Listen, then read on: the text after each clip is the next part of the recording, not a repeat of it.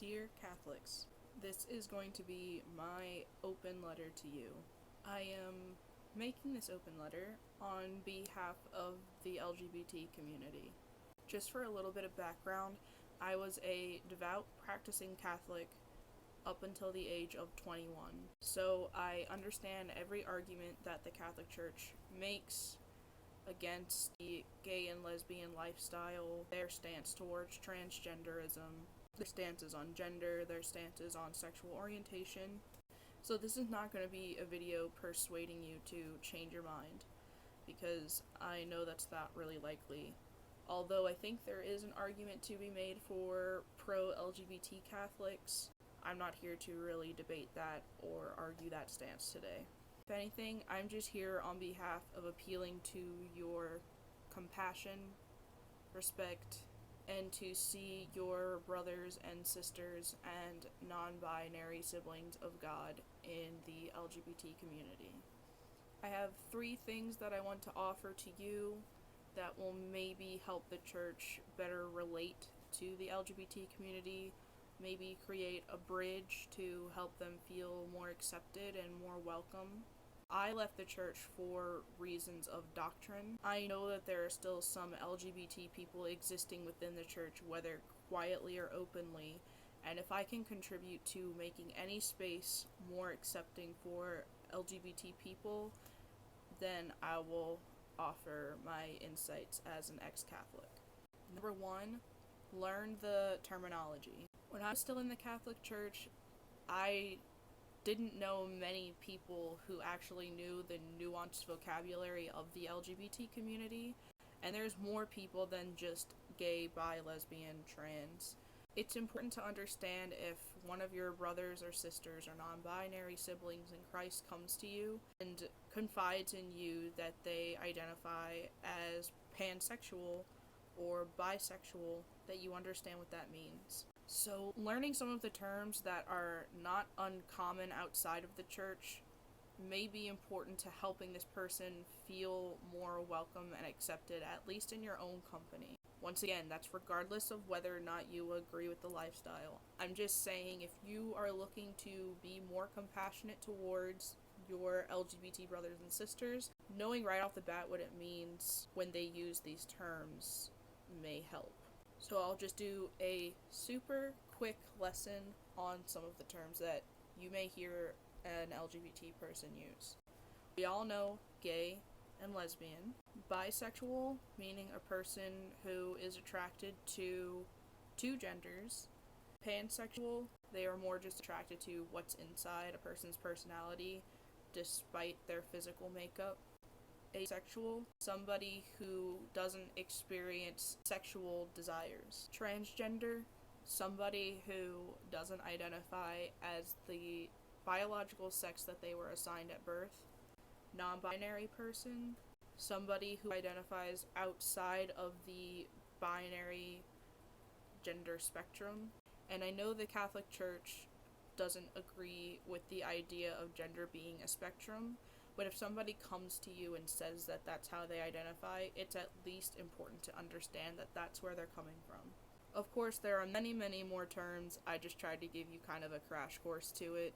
There are plenty of videos that go way deeper into the vernacular, and I don't mind making a video on it if somebody wants me to, but I'm just trying to keep the terminology as concise as I can for this video. Number 2, updating vernacular.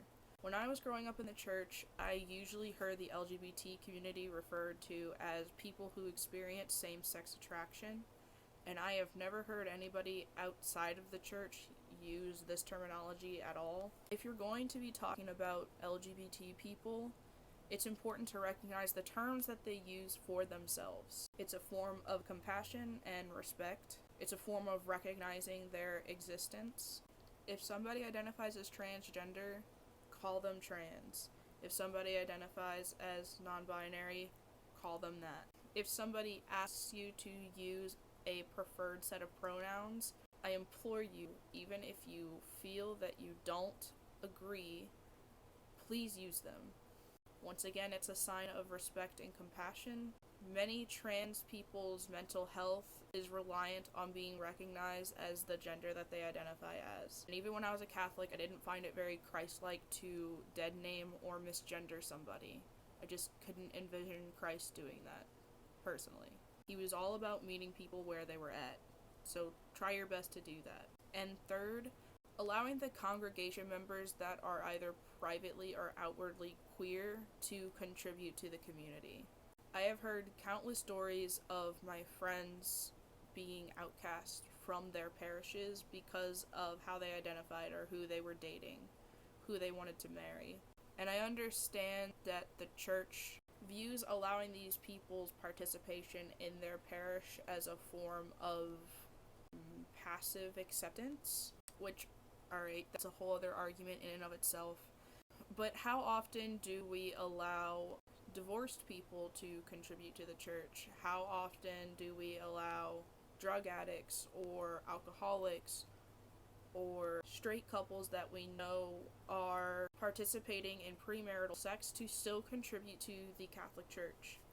Which I'm not arguing that none of these people should. As a Catholic, at least, I thought that everybody was imperfect just in their own way, and showing tough love, I think, can be a bit more damaging than just allowing these people to have a space and community where they can connect with people with similar values and similar faith-based ideas. Queer people are just that. They are people. They want a community, especially if they believe in God and that Jesus Christ is their savior.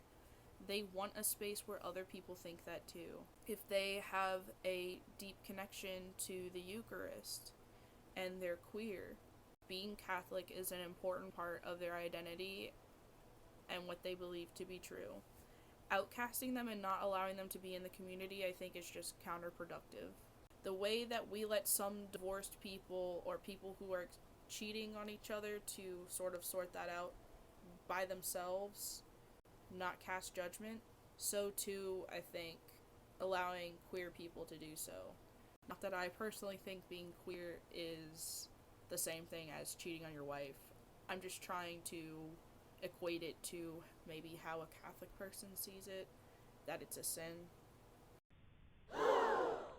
It's kind of treading a weird line, I know. I think you get my point. Hopefully it makes sense.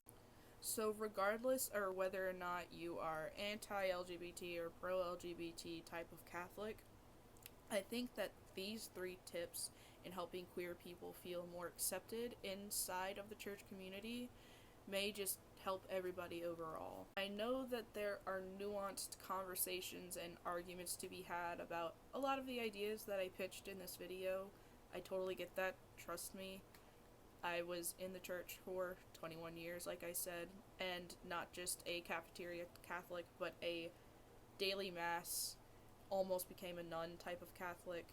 So trust me, I've heard all the arguments, I've heard all the reasons why the Catholic Church has their stances on certain things, and like I said, I'm not arguing to change those, at least in this video.